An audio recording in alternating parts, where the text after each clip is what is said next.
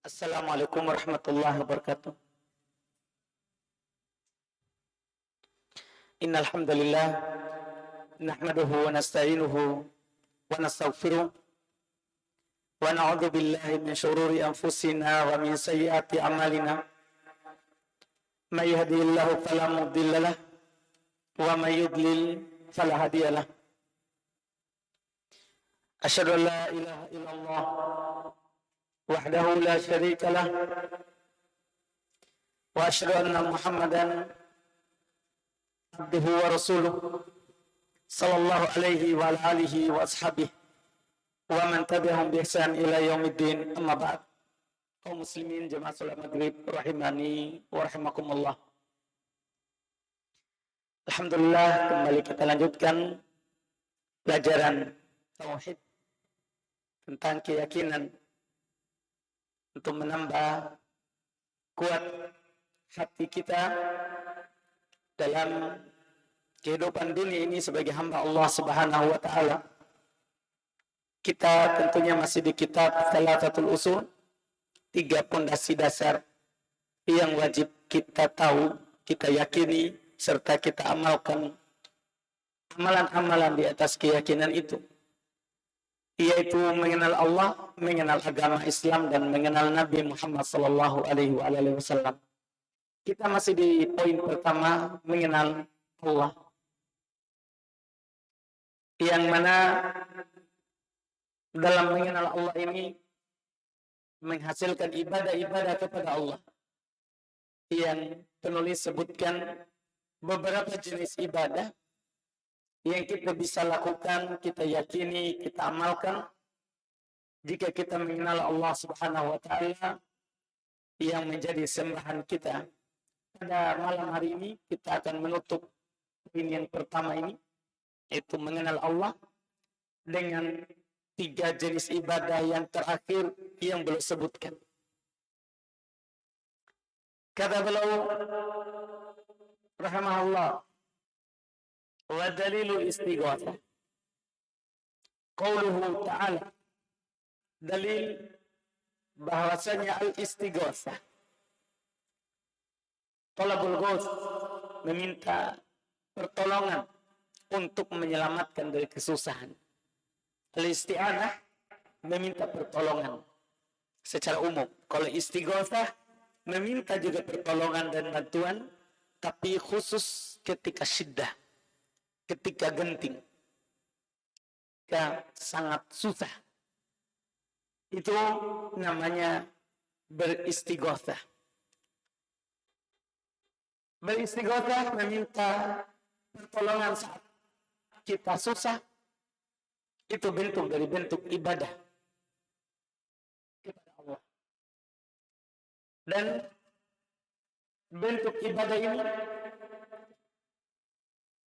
adalah telah dilakukan oleh manusia yang paling utama dan paling mulia, yaitu Nabi kita Muhammad sallallahu alaihi wasallam. Kita akan sebutkan sebentar sedikit setelah kita baca ayat yang beliau sebutkan. Dalil bahwa istighatsah ini adalah meminta pertolongan saat kita susah kepada Allah, itu adalah ibadah. Firman Allah Subhanahu wa taala, kata Allah, "Istaghitsuna rabbakum fastajaba lakum." Ingatlah ketika kalian meminta pertolongan kepada Rabb kalian, maka Allah menjawab, mengabulkan permintaan kalian. Ayat ini ayat yang ke-9 dalam surat Al-Anfal. Supaya kita lebih memahami kenapa dengan ayat ini bahwa istighatsah itu adalah ibadah.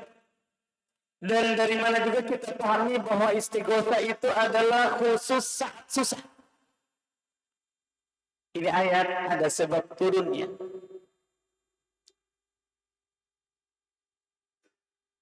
Waktu itu di perang Badar. Di perang Badar. Perang Badar ini adalah perang yang sangat bersejarah kalau dalam Islam.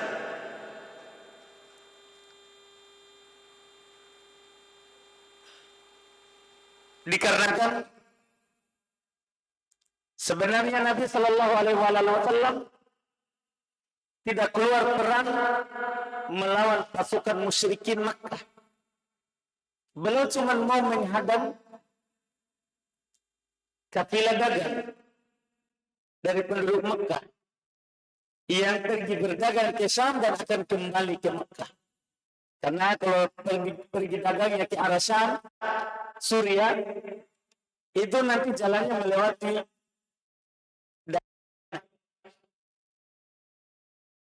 maka Nabi Shallallahu Alaihi Wasallam keluar bersama para sahabat menghadang mereka karena mereka juga telah melampaui batas kepada kaum muslimin. Mereka telah mengusir kaum muslimin dari Makkah tanpa membawa apa-apa. Maka saat itu Nabi keluar membawa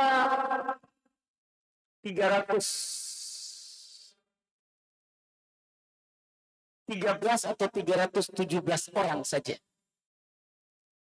Makanya perang ini adalah perang yang sangat membekas dan ini adalah pertemuan pertama perang yang dilakukan oleh Nabi bertemu dengan musyrik Makkah. Dan ini tidak disengaja. Jadi Nabi membawa 314, disebutkan ada juga 315 pasukan. Di antaranya di dalamnya ada Abu Bakar dan sahabat-sahabat yang lain. Yang pertama masuk Islam.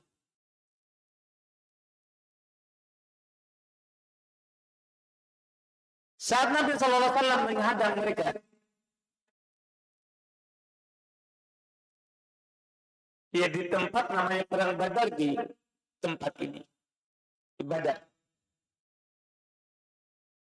Ternyata berita sampai dengan cepat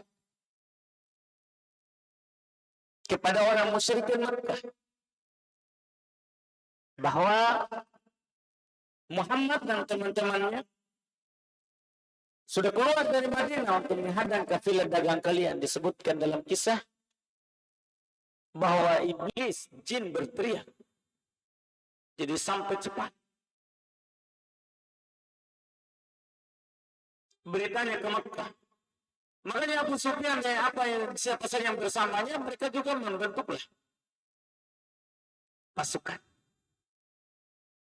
Mereka keluar dengan jumlah yang banyak. Maka ketika mendengarkan hal itu, bahwa kaum musyrikin akan juga keluar menyelamatkan teman-temannya, sampai juga kepada Nabi SAW dan para sahabat. Dan mereka tentunya lebih duluan sampai, Nabi lebih duluan sampai ke tempat tujuan, tempat perang itu untuk menghadang tadi kafilah dagang. Musyrikin mereka datang. Tidak ada yang tahu jumlah pasukannya. Mereka juga mengirim pelari cepat untuk mengetahui pasukan kaum muslimin. Dan Nabi SAW mencari berapa jumlah pasukan musyrikin yang keluar yang mereka akan hadapi. Karena ini jangan sampai nanti ya kita mati sia-sia. Maka mereka berjumpa dengan orang yang membawakan air untuk mereka. Masih musyrikin.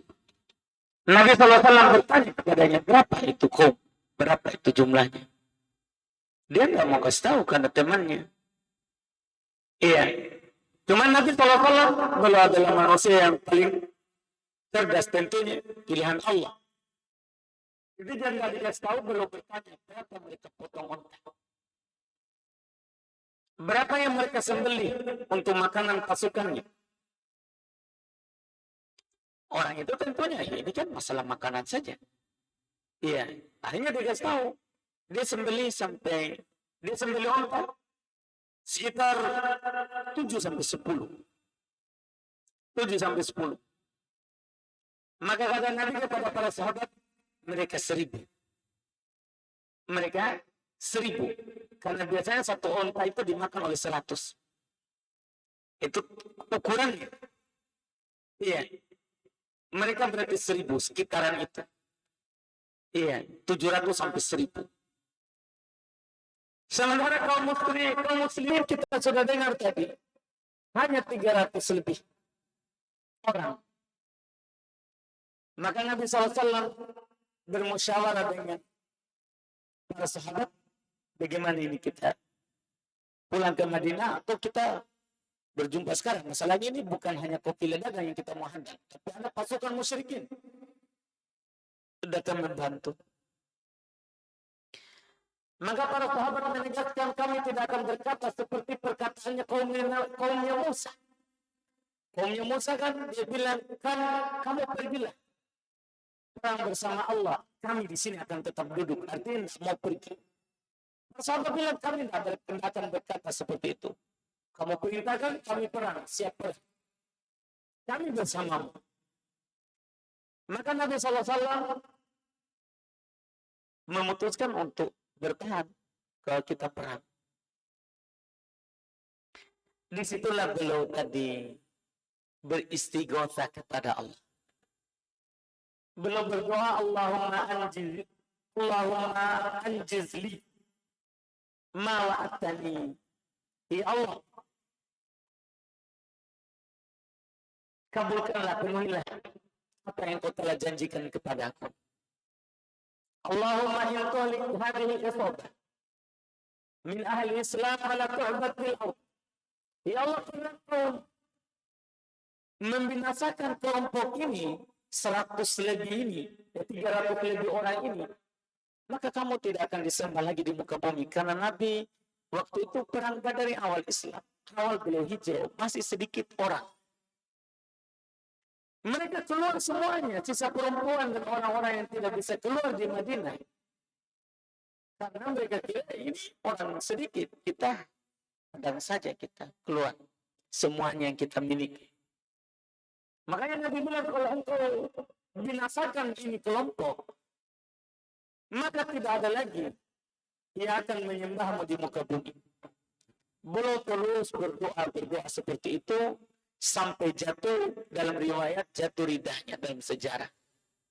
Karena beliau pakai sarung, kebanyakan beliau pakai sarung dan pakai penutup badan, selendang.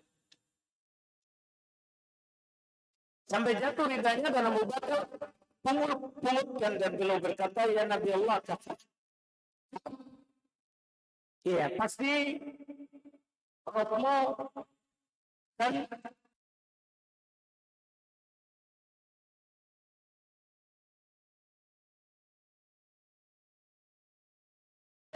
id tastaghithuna rabbakum fastajaba lakum. Ketika kalian meminta bantuan kepada Rabb kalian dengan istighotsah saat genting, susah ini.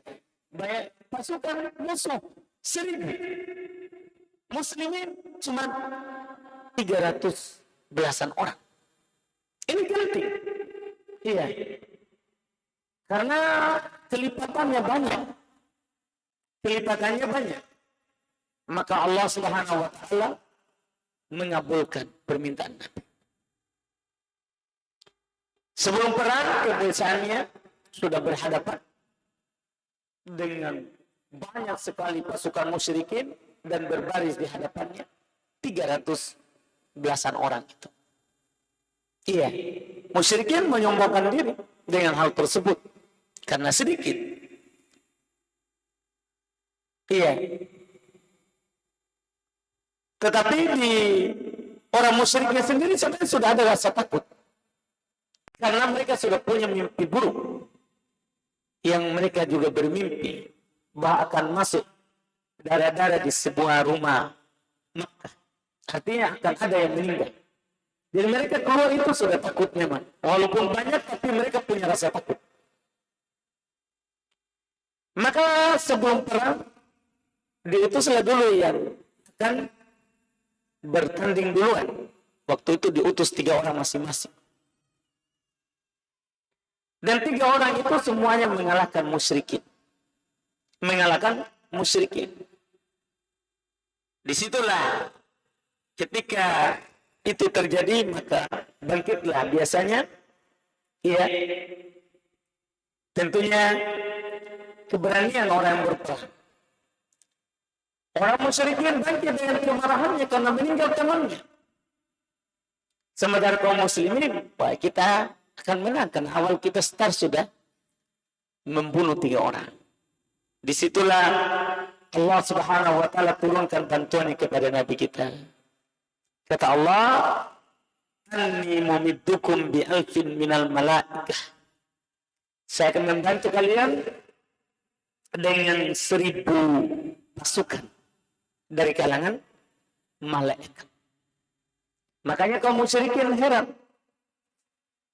Kenapa tambah banyak orang?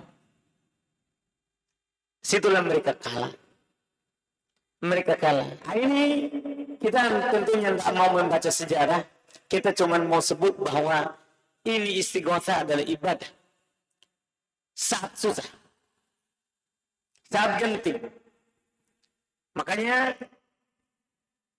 karena ini adalah penyebutan dari Allah dan Nabi lakukan, maka itu adalah ibadah. Begitulah dibilang ibadah.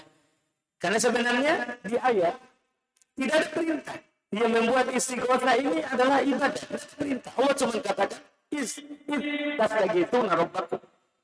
Ketika kalian beristighotsah kepada Rabb kalian, ini kan perbuatannya hamba. Tapi yang melakukan ini adalah Nabi. Sehingga istighotsah ini adalah ibadah. Karena ciri ibadah itu dianjurkan oleh Allah atau dilakukan oleh Nabi SAW. Makanya beristighotsah meminta pertolongan kepada Allah saat kita genting, ini adalah tentunya ibadah kepada Allah Subhanahu wa taala. Dan tentunya kita pahami bersama bagaimana Allah Subhanahu wa taala mengabulkan untuk Nabi kita Muhammad SAW apa yang belum itu. Disitulah mulai Islam itu besar. Disitulah mulai Islam itu besar. Mulai dari situ. Disitulah nama Islam itu dikenal. Karena hanya 314, 15, paling banyak sampai 19, banyak riwayat. Iya.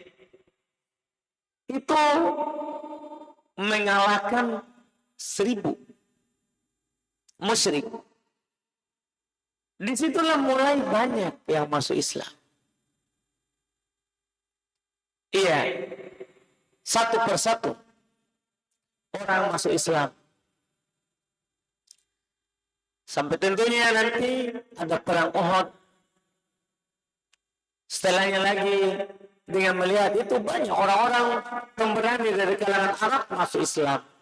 Ada Khalid bin Walid, ada Amr bin Al-As, mulai masuk ke dalam Islam. Semua perang yang terjadi setelahnya itu pengaruh dari perang Badar. Itu adalah buah dari perang Badar. Disitulah mulai diperhitungkan pasukan Muslim. Bahwa mereka ini walaupun sedikit tidak bisa dianggap remeh. Ia dianggap remeh. Ini ibadah yang belum sebutkan. Ibadah istighotsah. Kemudian berikutnya, wa dalilul adzabhi, ibadah berikutnya. Dalil bahwa menyembelih itu adalah ibadah. Kalau menyembelih ini jelas. Dalilnya adalah qauluhu ta'ala, firman Allah Ta'ala, qul, katakan oleh Muhammad, inna salati wa nusuki wa mahyaya wa mamati lillahi rabbil alamin la syarikalah. Katakanlah sesungguhnya salatku, sembelihanku, hidupku dan matiku itu hanya milik Allah Rabb alam semesta. Dibilang salat sembelihan digantikan. Salat sembelihan. Hidup mati lillah hanya milik Allah. Ini berarti ibadah karena itu hanya miliknya Allah.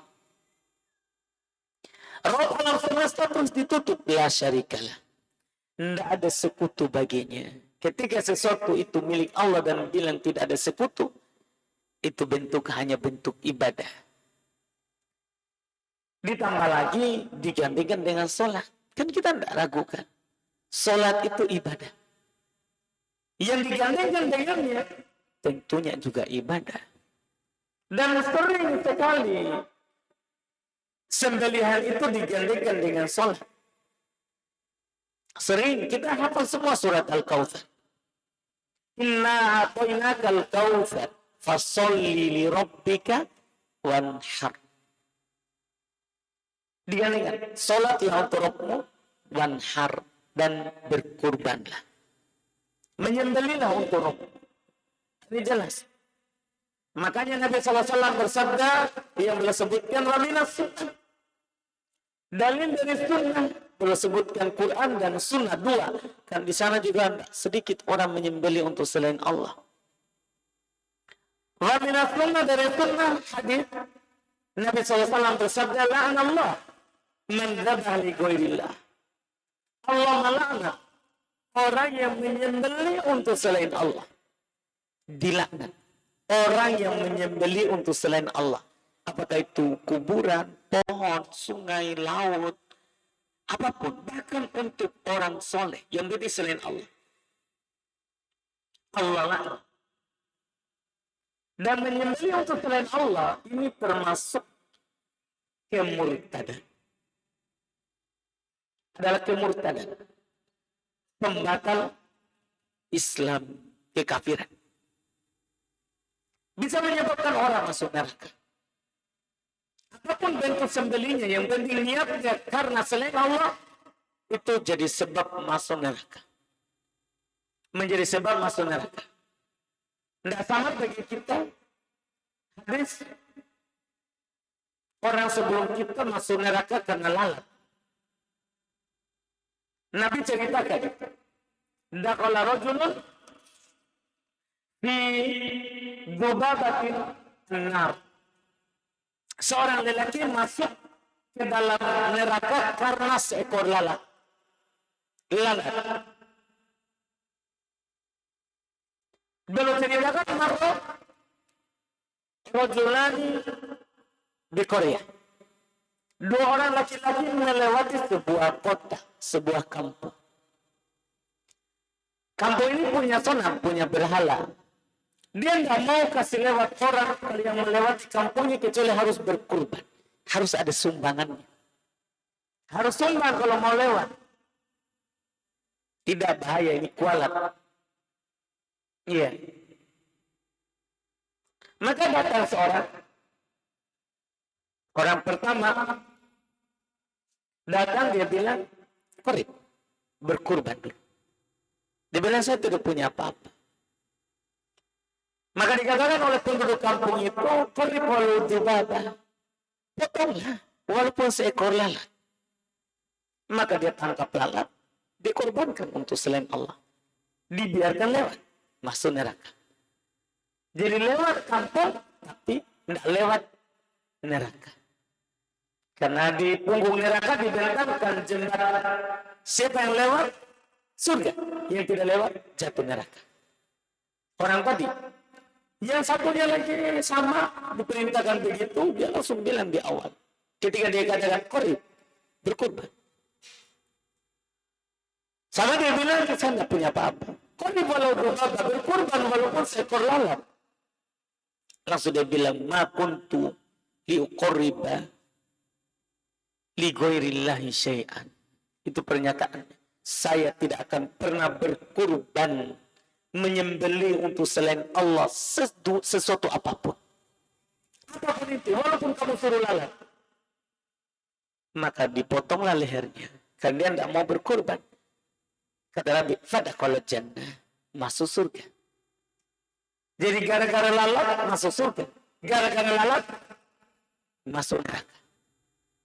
Ini dibilang masuk surga karena lalat, masuk neraka karena lalat. Karena Allah tidak melihat darah yang kita alirkan. Hewan apa yang kita potong, tapi takwa di hati. Kita berkorban untuk siapa? Itu yang dilihat. Itu yang dilihat dari kita. Maka ini bahaya. Lalat Di sana banyak sekali orang berkurban sapi,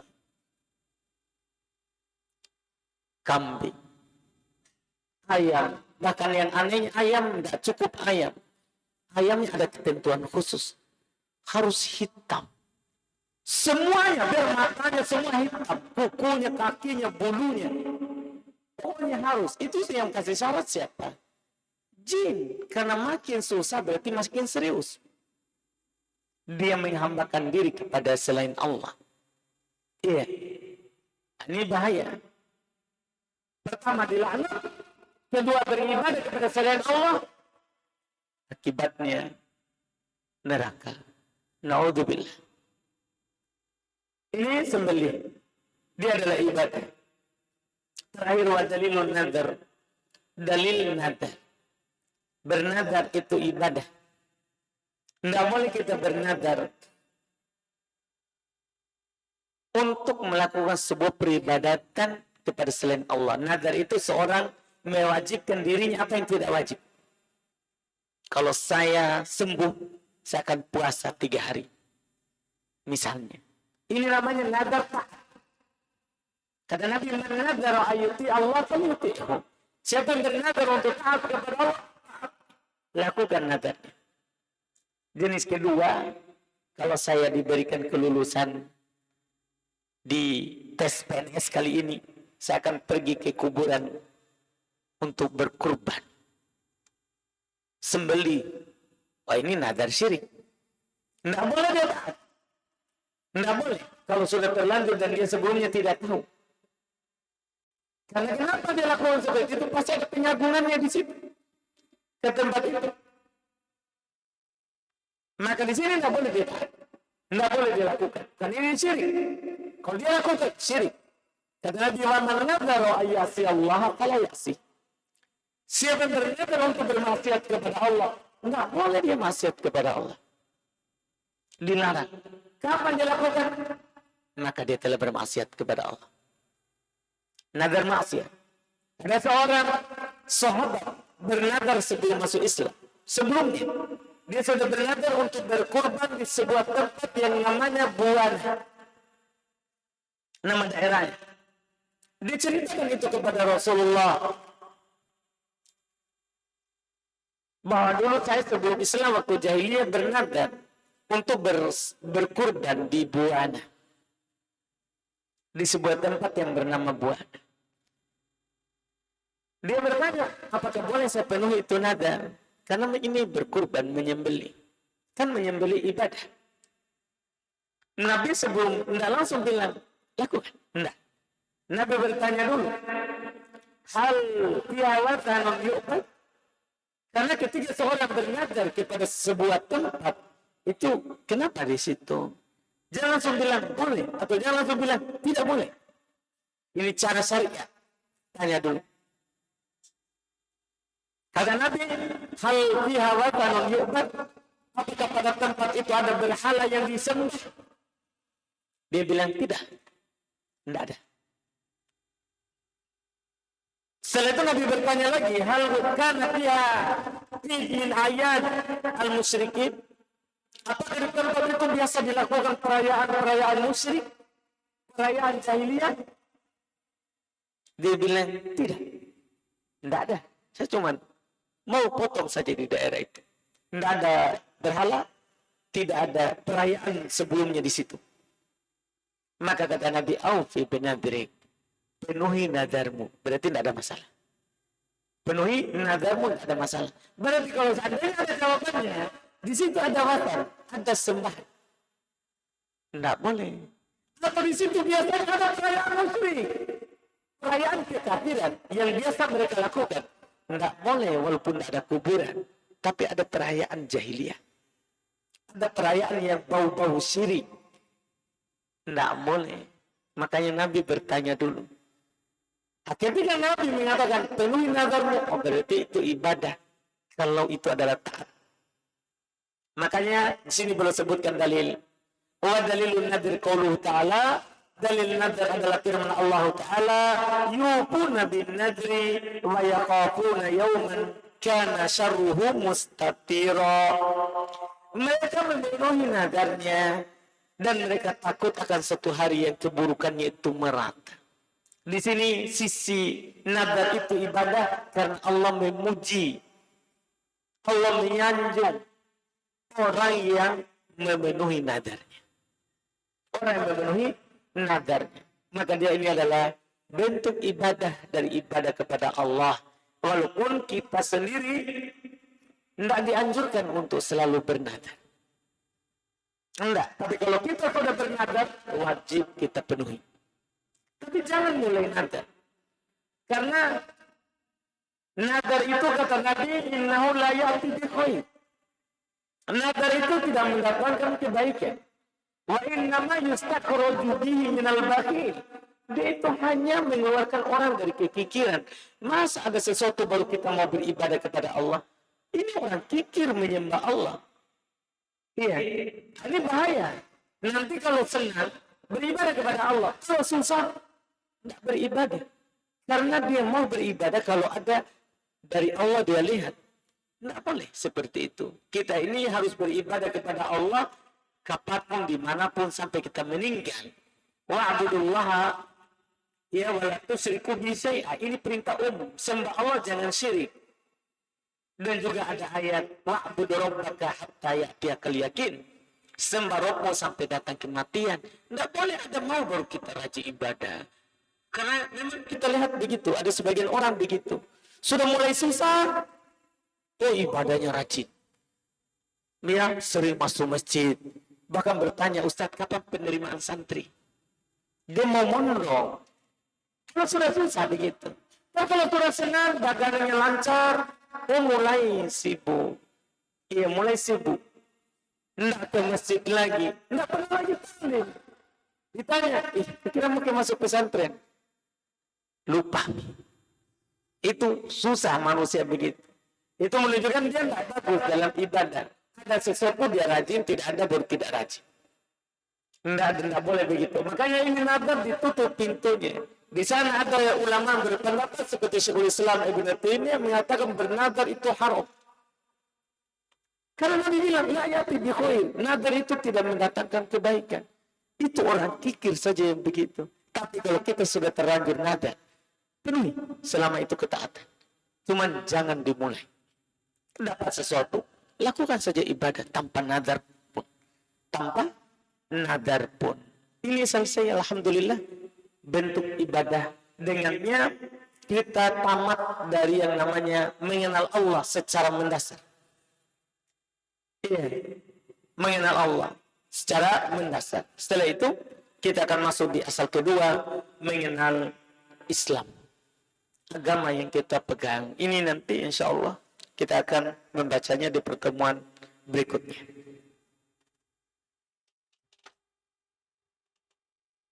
Kita baca pertanyaan sini.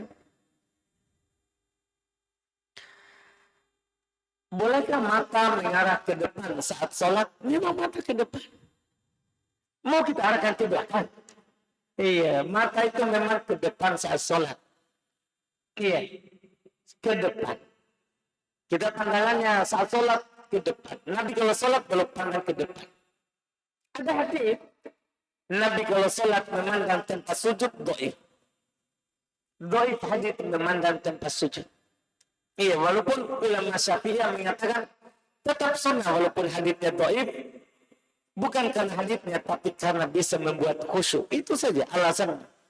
Alasan yang menghadap ke tempat sujud itu bisa membuat lebih khusyuk. Tidak ada hadisnya, tidak ada hadis secara khusus dalam hal tersebut. Bahkan dalam hadis-hadis yang sahih, Nabi lihat ke depan. Nabi lihat ke depan. Iya, itu dalam sholat. Apakah mendapat uang di jalan termasuk rezeki dari Allah? Iya, rezeki dari Allah. Kalau kita dapat apapun itu rezeki. Kalau kita lihat uang di jalan, itu rezeki. Kata Nabi, lak auli akhi. Itu untukmu atau untuk saudaramu. Kalau kamu ambil, ya orang lain ambil. Iya. Jadi kalau dapat lihat, hentikan motornya. Cuma jangan juga tiba-tiba nanti ditabrak belakang. Iya. Ambil. Apapun itu. Barang apapun yang kita dapat di jalan, kita ambil. kita pungut. Kecuali barang yang bisa melindungi diri sendiri, jangan diambil. Karena Nabi ketika ditanya tentang onta, malak, ada apa kamu dengan dia? Dia punya kantong makanan sendiri, kantong minuman. Jadi kalau dapat onta, tidak perlu, ini mumpung dapat. Nah, tidak boleh. Dia bisa melindungi diri sendiri. Sapi bisa. Karena kalau kita dapat kambing di jalan, kambing. Itu rezeki. Itu rezeki dari Allah. Ambil kambingnya. Kalau berharga tinggal diumumkan. Diumumkan. Iya. Tapi yang malas saya Ustaz, kambing diambil nih, saya pelihara. Apa boleh kita potong, makan. Tinggal nanti kalau datang orangnya, bilang, saya sudah potong. Berapa itu harganya kambing? Kan gampang. Tinggal ngomong saya begitu. Iya. Tinggal diganti. Saya mau bertanya, saya pelihara kucing angora. Berdua ini, angora. Apakah bisa diperjualbelikan? Tidak boleh. Iya, nah Nabi SAW anda isnur, Nabi melarang jual beli kucing. Iya, tidak boleh. Kucing itu boleh dipelihara, tapi tidak boleh dijual belikan. Kita sebagai Muslim tidak boleh jual beli kucing. Boleh kita beli kalau itu orang kafir, tapi kita sendiri tidak boleh menjual, walaupun kepada orang kafir. Karena Allah kalau mengharamkan sesuatu, haram harganya. Kita Muslim ada aturan. Kalau kita beli kucing ke orang kafir, tidak masalah. Tidak masalah karena ada urusan mereka pengharam. Ini hukum. Kemudian berikutnya, apakah boleh mendahului imam ketika membaca Al-Fatihah, sholat jahriyah? Tidak boleh. Kita harus baca di belakangnya. Tapi kalau sirriyah yang tidak dikeraskan, imam tidak baca keras Al-Fatihahnya. Boleh. Iya, karena kita hanya mengikuti yang nampak saja. Yang nampak saja.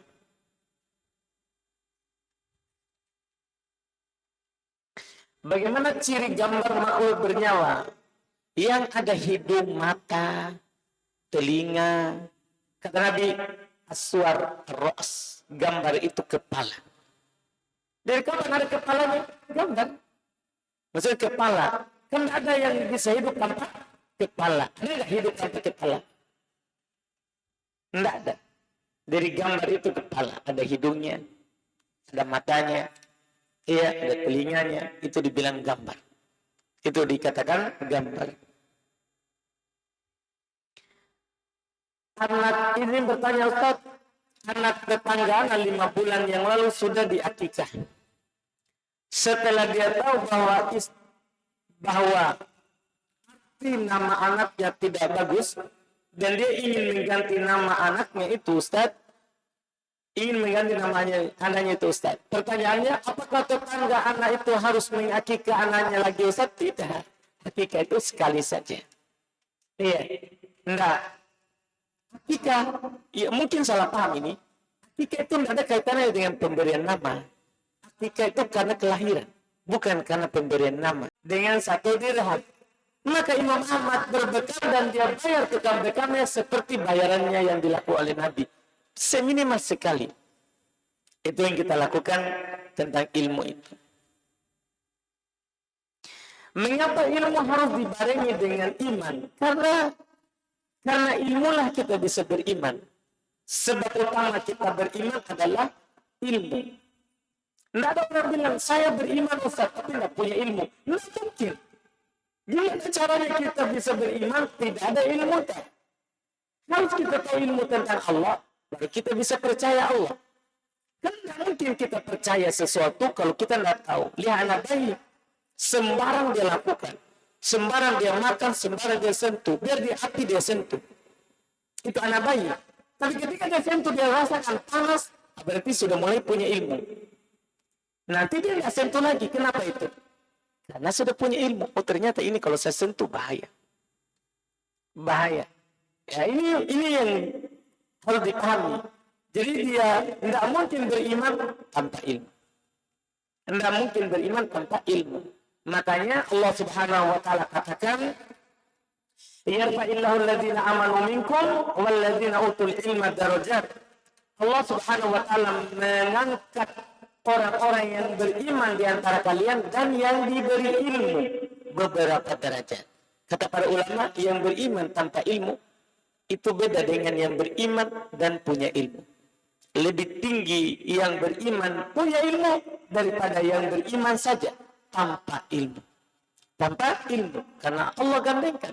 Yang diangkat adalah yang beriman dan yang berilmu. Disebutkan di ayat itu.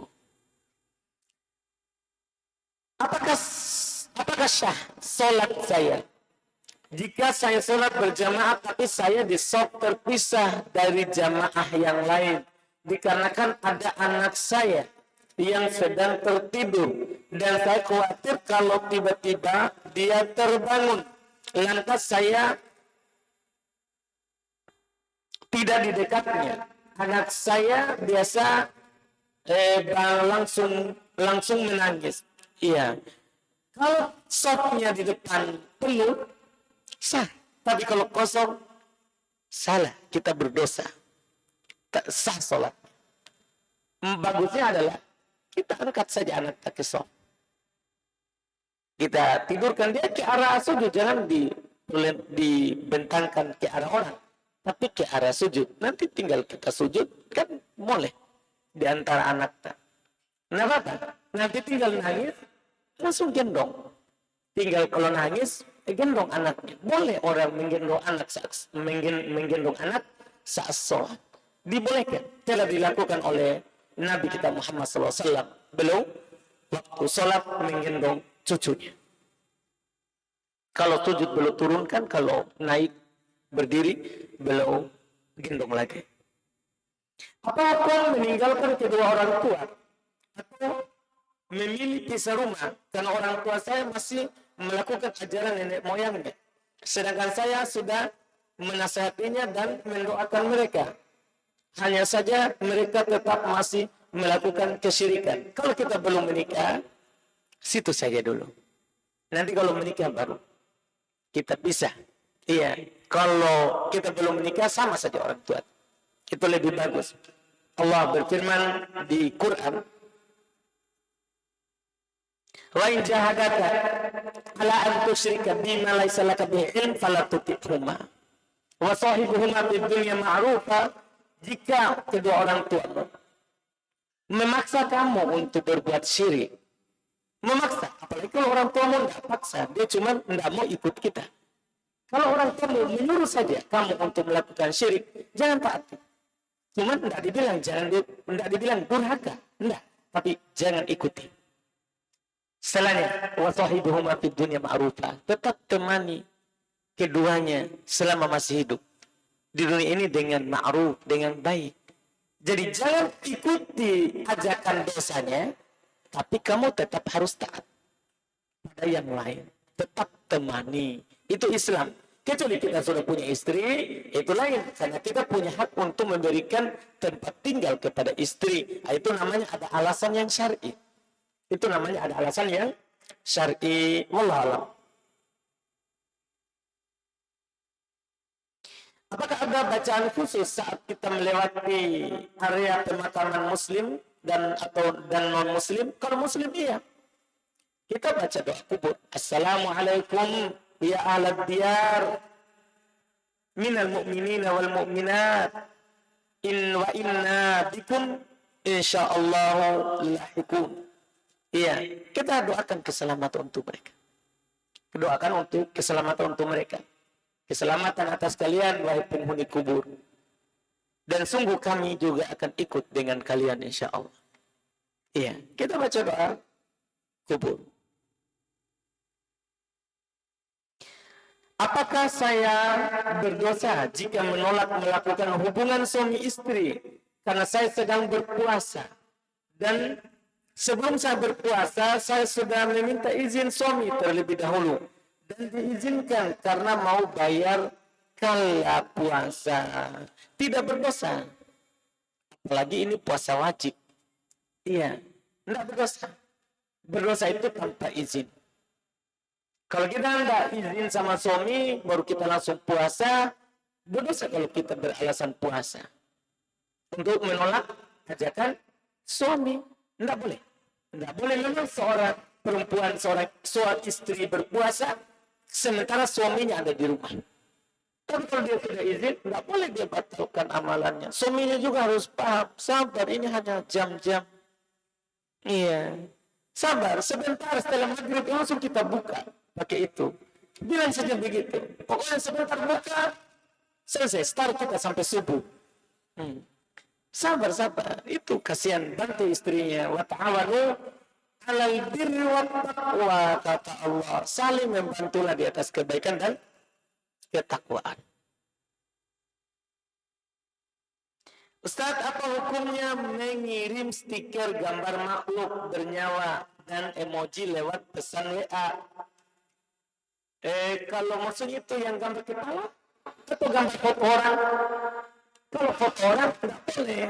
Kalau foto orang yang dipoto, pun itu yang kepala saja, yang ada gambar mata saja, hidungnya tidak ada lubangnya, itu bukan orang hidup.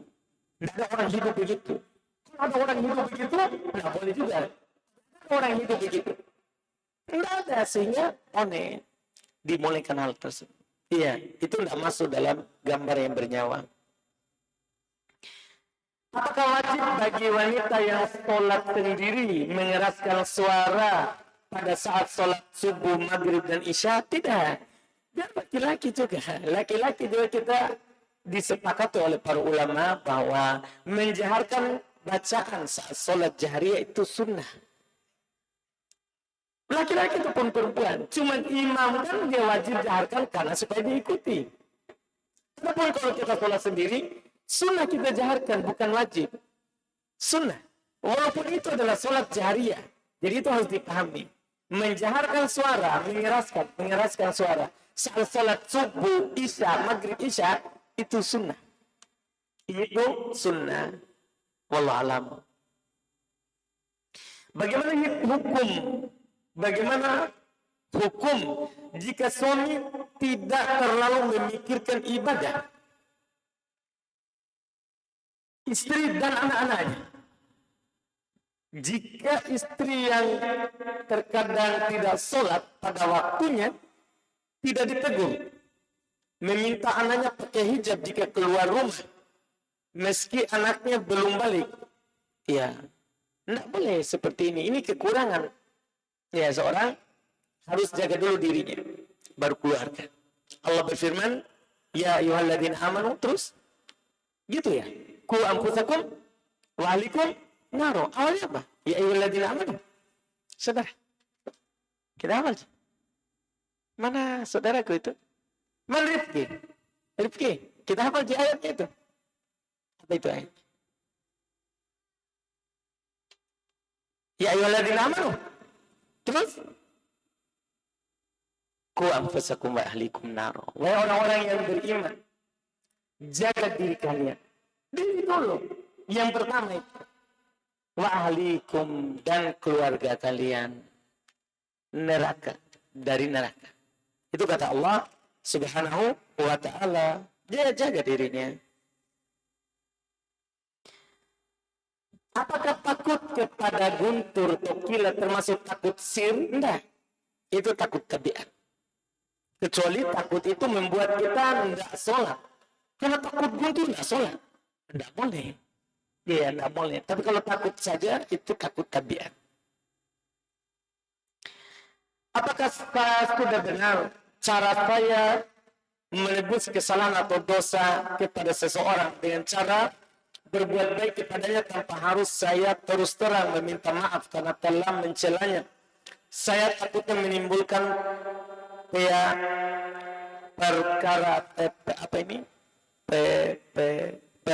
perkara. Tapi orang tersebut ini hatinya begitu keras, bukankah Allah Maha Pemaaf? Baik, tidak apa-apa.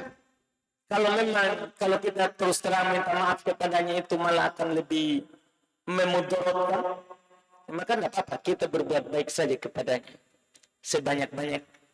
Iya, kita berbuat baik saja kepadanya.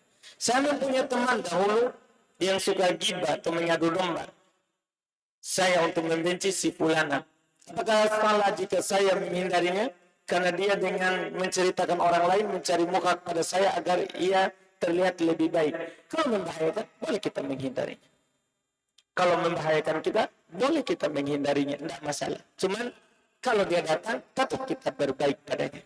Nabi SAW ada datang seorang, kata beliau ke Aisyah, ini bi'sa akul ashir, ini orang saudara, ini buruk, orangnya buruk.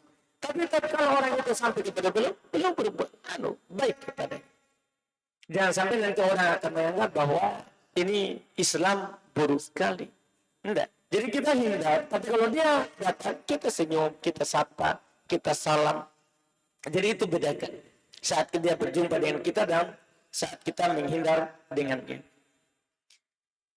Apa kafaro yang harus dibayar jika melakukan hubungan suami istri saat bulan Ramadan?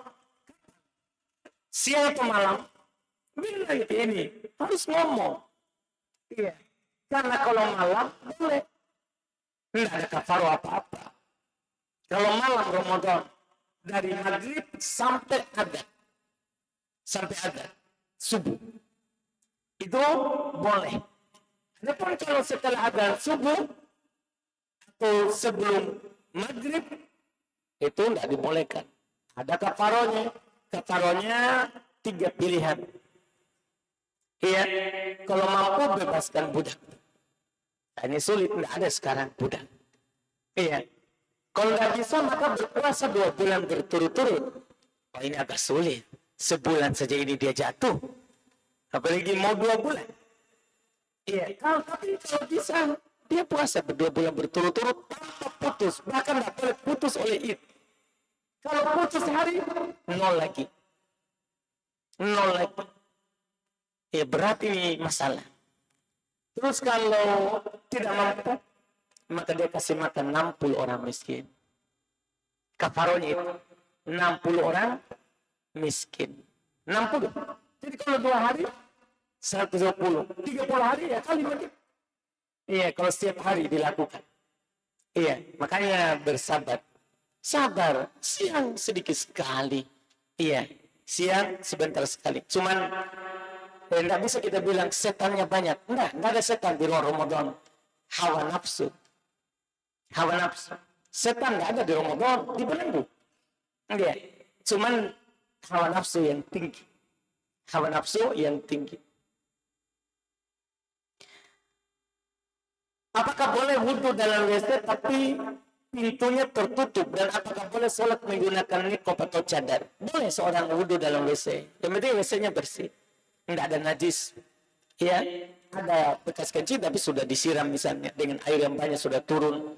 Boleh wudhu dalam WC. Kemudian boleh nggak sholat menggunakan cadar? Asalnya tidak boleh. Tidak boleh seorang perempuan itu sholat menutup mukanya. Tidak boleh. Kecuali banyak perempuan laki-laki yang lalu lalang. Di situ tempat terbuka. Boleh karena itu darurat. Butuh untuk menutup wajah di hadapan laki-laki yang bukan mahram. Ya, adapun di tempat tertutup sesama perempuan, maka wajib dia buka cadarnya. Tidak boleh dia pakai. Ini kita anggap pertanyaan terakhir. Alhamdulillah. Mohon nasihat. Aduh, panjang kalau nasihat ini ya. Bagaimana cara mendamaikan antara suami dan anak-anakku? Aduh, ada apa suami dan anak-anak ini? Apaan? Suami saya dari pernikahan kedua saya baik. Dengan niat tetap menjaga perasaan suami terhadap anak-anakku, meskipun anak-anak memang saat ini suka tidak senang atau benci melihat bapak sambungnya. Ini gak masalah ini ya. Nasihatnya kita yang tahu itu. Saya tidak tahu anak bagaimana sifatnya. Iya. Jelas Allah Subhanahu wa taala katakan ittaqullah haitsuma kuntum. Itu nabi. Nabi katakan ittaqillah haitsuma kuntum. Takwalah kamu kepada Allah dimanapun kamu berada. Sama suami, sama anak, yang penting bertakwa. Terus juga Allah berfirman fattaqullaha mastata'tum. Bertakwa kepada Allah semampu kalian. Jadi semampunya saja. Semampunya saja. Bagaimana? Iya, karena seorang kalau punya anak nggak dilarang untuk menikah. Iya, dan bagi suami kita nasihatkan, haknya istri itu adalah kita juga berbuat baik kepada anaknya. Kita juga berbuat baik kepada anaknya dan mencari cara bagaimana supaya anaknya istri itu bisa cocok dan berdamai dengan kita. Itu yang wallahualam bisa kami katakan. Kita cukupkan, alhamdulillah, mudah-mudahan bermanfaat. Subhanakallahumma hamdik, asyhadu an la ilaha illa anta astaghfiruka wa atubu ilaik. Assalamualaikum warahmatullahi wabarakatuh.